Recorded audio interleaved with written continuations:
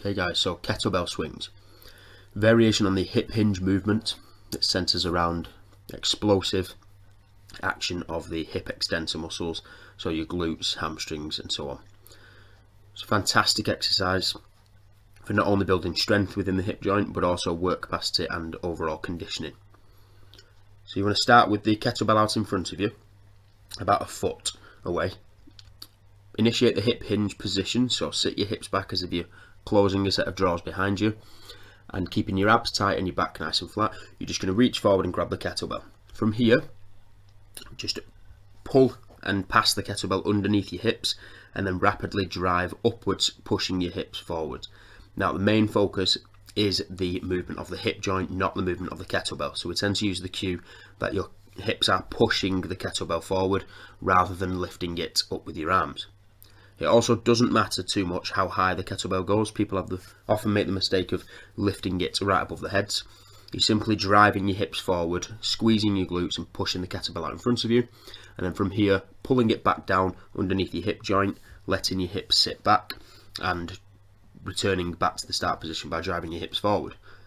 Main focus is to keep your abs tight, relax your arms and keep your weight distribution over the middle of your foot. A good cue to see that you are using your hips effectively is if you pull the weight down harder on each rep, you shouldn't feel like you're going to lose your balance. If you feel like you're going to fall forward or backwards, it's because you're using your lower back and your arms rather than your hip joint. So you should be centered and rooted to the ground over the middle of your foot, simply sinking your hips back with the kettlebell underneath your hip joint and then driving forward and squeezing your glutes at the top of each rep. This exercise is also performed for time or really high reps, so make sure you're focusing on your form throughout the course of the whole set. Okay guys, so battle ropes. There's not much to say in the way of coaching points for this exercise.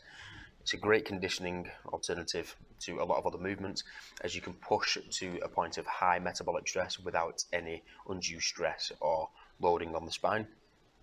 I always recommend people to assume an athletic position, so this is with slight bend in the knees, hips and ankles, keeping your chest up nice and tall and the weight through mid-foot. Holding the ropes at arm's length, you want to whip them one at a time, both at the same time. You can slam them, you can move them side to side. As you can see, there's a couple of variations that I employ in the video. The goal is to produce rapid, explosive movement with the ropes and continue to perform this exercise for as long as you possibly can. Again, keeping a little bit of tightness in your abs is always recommended in most movements. And what I would advise with this exercise is to get the majority of the movement from the shoulder joint, lifting the ropes up with a straight arm rather than bending at the elbow. When people bend at the elbow, they tend to get the majority of the metabolic stress in the bicep muscles rather than throughout the whole upper body.